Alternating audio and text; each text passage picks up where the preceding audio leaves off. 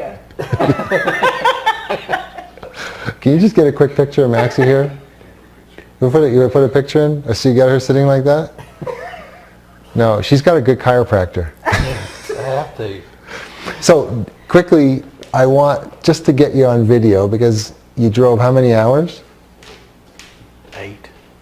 Oh, it wasn't so bad. I thought 13. 8 to 10, no. Oh, okay.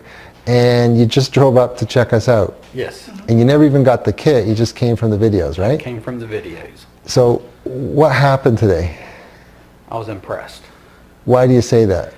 Not for my ego. I just want you to talk to people who are out there who can't make the trip because they're not going to drive 42 hours.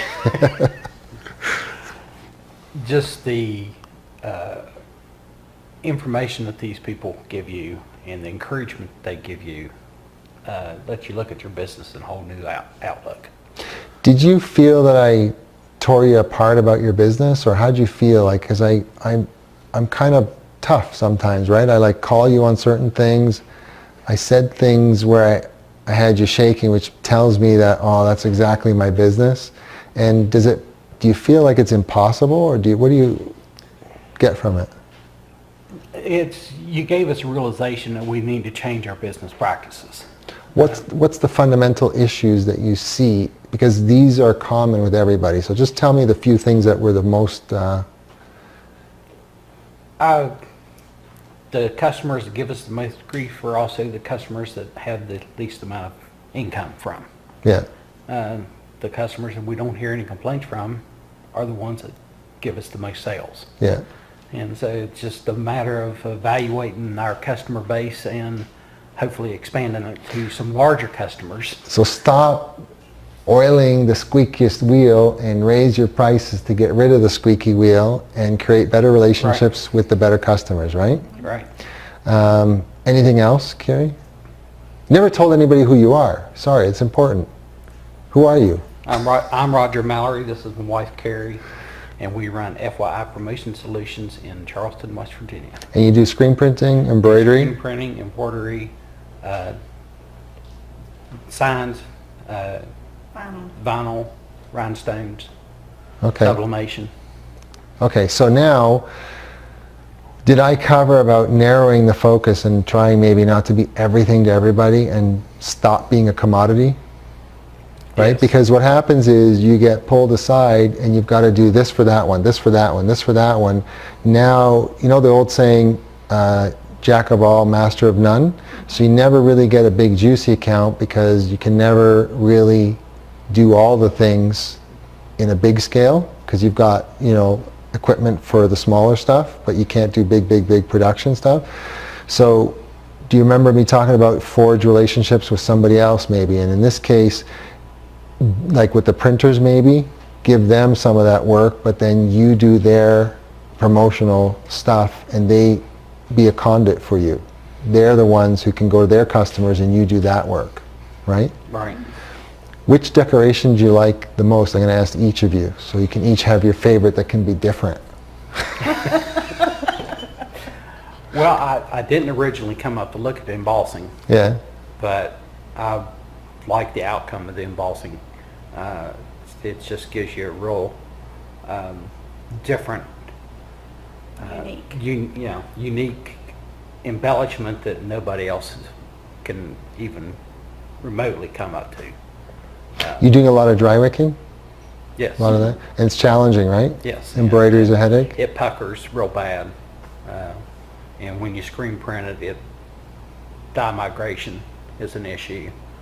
So it's got all kinds of challenges that with the laser and embossing just about eliminate those issues. Carrie, do you have a favorite?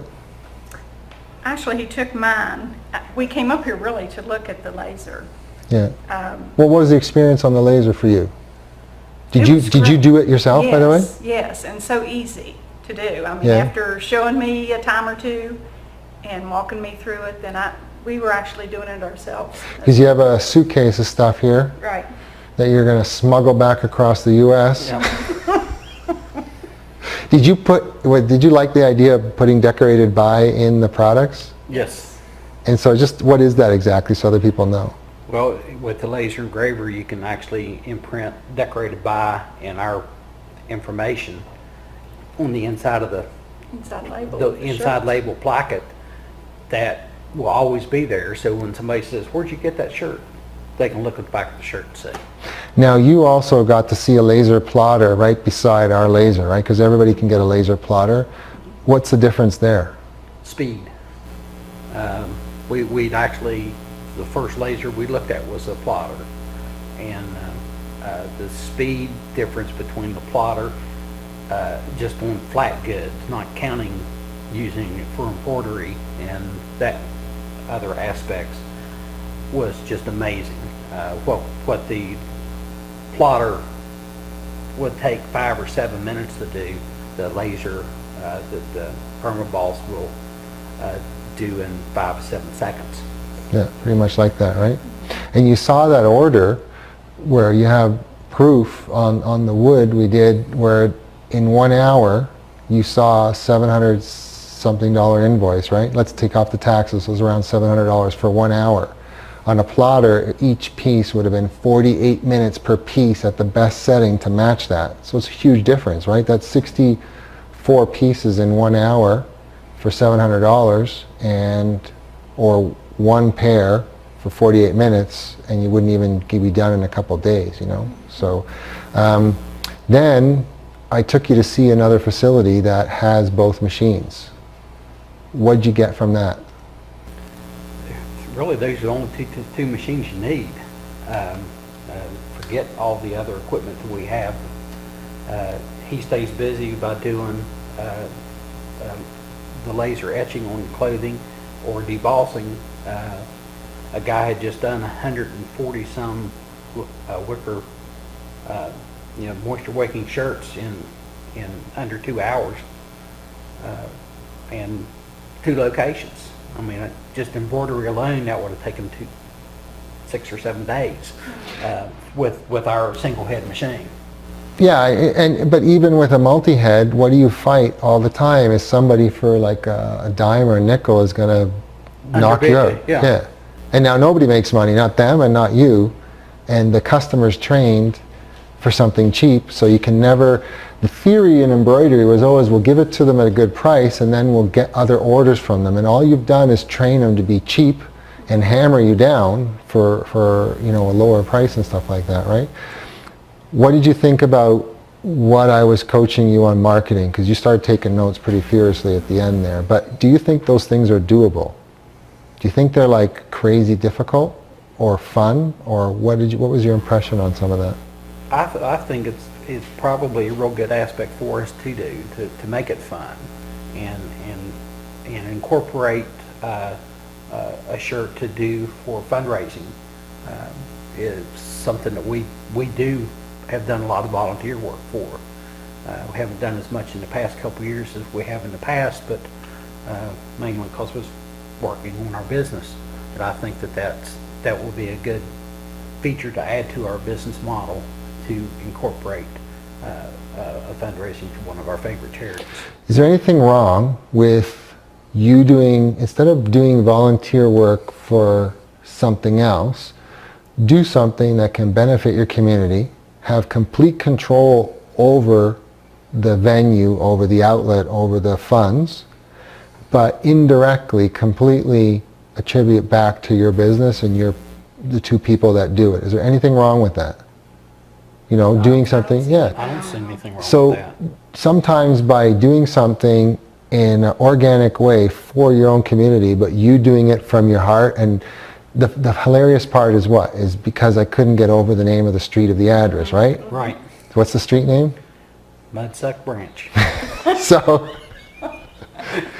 and don't misspell that when you print that, because you're going to have a hard time unloading those shirts. Actually, probably on eBay, it'll blow them out, right? Right. So don't spell it wrong, or see what, remember I said testing, right? You got to test the market. So, you can test by sending half a dozen of each up here, and we'll let you know what the results are. No.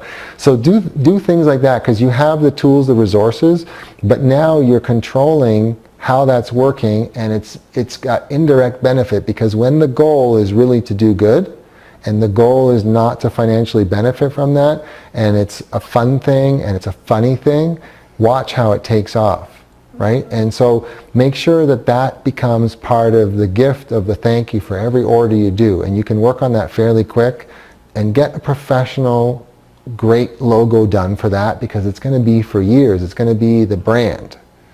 All right? So I loved having you. I love spending the day with you, and I look so forward to doing anything, you know, work-wise with you guys, and I appreciate that you made the big trip up.